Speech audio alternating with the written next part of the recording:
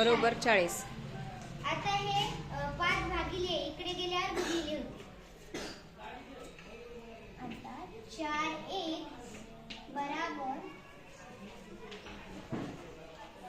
40 गुणिले 5. 4x बराबर 2 x बराबर 200 भागिले 4. x बराबर 50. तर त्या भांड्याची क्षमता 50 लिटर आहे.